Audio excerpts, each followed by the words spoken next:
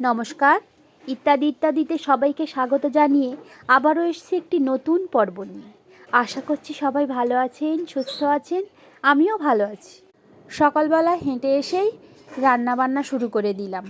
রান্নাবান্নাটা কিছুটা হলে আপনাদের সাথে একটা জিনিস শেয়ার করব।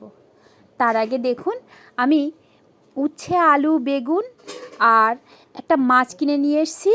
সেই মাছের ডিমটা হয়েছে খুব সুন্দর আর অনেকটা বেশ, তাই জন্য এটা দিয়ে ভাজা করব আমি।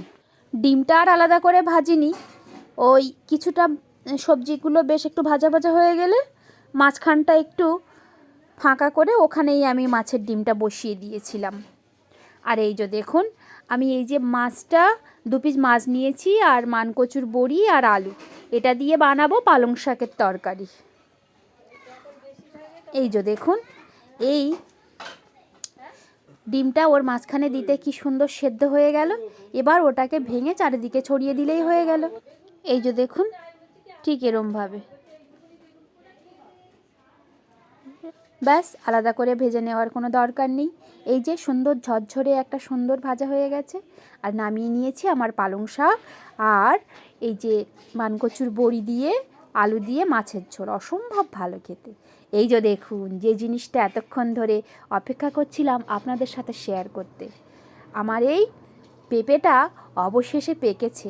আজ সকালেই চোখ পড়েছে।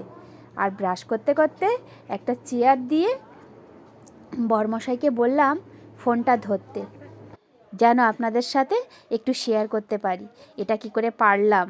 এই যে দেখুন, কিছু কিছু হলুদ হয়ে গেছে, কিন্তু আঙুলটা চাপ দিলেই বসে যাচ্ছে, মানে এটা পেকে গেছে। একদিন রাখবো, রেখে তারপরে আপনাদের সাথে কেটে দেখাবো ভিতরটা কত সুন্দর হয়েছে। এই ফার্স্ট টাইম এই গাছ থেকে এই পাকা পেঁপে পারলাম। কাঁচা সবজি খেয়েছি অনেকবার, কিন্তু পাকা পেঁপে। আমরা এই বাড়িতে এসেছি তা প্রায় 4 বছরের একটু বেশি হয়েছে, কিন্তু এত পেঁপে গাছ বসিয়েছি, কখনো সফলতা পাইনি। হয় মরে গেছে, নইলে ছেলে পেঁপে গাছ। তাই জন্য এই পেঁপে গাছটা হয়েছে, কিন্তু কখনো পাকাতে পারিনি। সবজি হিসেবে খাওয়া হয়ে গেছে, অনেকে সবাইকে দিয়েছি, কিন্তু অবশেষে এটা রাখতে পেরেছি। এজন্য আপনাদেরকে বলেছিলাম আমি সফলতা পেয়েছি। খুব ভালো লাগছে। আর কেটে কেমন মিষ্টি অবশ্যই আপনাদের সাথে শেয়ার করব। যাই হোক, আজ আমি একটা ভর্তার রেসিপি আপনাদের সাথে শেয়ার করব, গন্ধরাজ ধনিয়া ভর্তা। তার জন্যে প্রথমে আমি কড়াইতে তেলটা গরম করে আর এই যে রসুন, কাঁচা লঙ্কা, পেঁয়াজ আর কালো জিরে আর নিয়েছি বেশ অনেকটা পরিমাণে ধনেপাতা, কারণ অনেকটা না নিলে ওটাতে কমে যাবে, খুবই সামান্য হয়ে যাবে, তাই জন্য একটু বেশি পরিমাণেই নিয়েছি। প্রথমে কালো জিরেটা দিয়ে বেশ খানিকক্ষণ নেড়াচাড়া করব। কালো জিরে দেওয়ার পরে আমি দিয়ে দেব রসুনের কোয়াগুলো। রসুনের কোয়া দিয়ে বেশ খানিকক্ষণ নাড়াচাড়া করে পেঁয়াজ কুচি আর এই কাঁচা লঙ্কাটাও আমি দিয়ে দেব।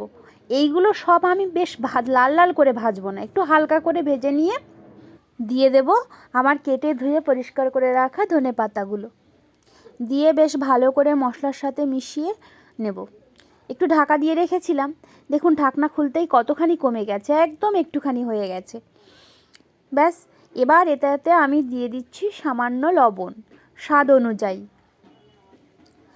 একেবারে লাল লাল করে নেওয়া যাবে না, বেশ সুন্দর একটা মনের মতো কালার আসলে আমি নামিয়ে নিয়েছি। নিয়ে এবার মিক্সির জারে দিয়ে এটাকে ব্লেন্ড করে নেব। এই দেখুন, আমি শুধুমাত্র একবার ঘুরিয়ে নিয়েছি, তাই কি সুন্দর পেস্ট হয়ে গেছে। আপনারা চাইলে এটা শিলপাটাতেও বেটে নিতে পারেন, তাহলে ভর্তাটা আরও স্বাদ বেশি ভালো হবে, কিন্তু সময়ের জন্য আমি এটা করতে বাধ্য হয়েছি।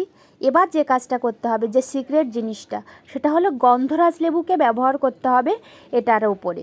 এই রসটা দিয়ে একটু মিশিয়ে নিয়ে খেলে গরম ভাতের সাথে আর কিচ্ছু লাগবে না, আমি কথা দিচ্ছি। আমি জানি হয়তো অনেকে পাতিলেবুটা ব্যবহার করবেন, কিন্তু গন্ধরাজ লেবু দিয়ে যদি কেউ একবার ট্রাই করে দেখেন, তাহলে বিফলে যাবে না। ভালো লাগলে অবশ্যই কমেন্ট করবেন। আজ তাহলে আসছি, আবার আসবো নতুন একটি পর্ব নিয়ে। সবাই ভালো থাকবেন, সুস্থ থাকবেন, আর আমার পাশে থেকে লাইক, কমেন্ট, শেয়ার, সাবস্ক্রাইব করে এগিয়ে যেতে সাহায্য করবেন। নমস্কার।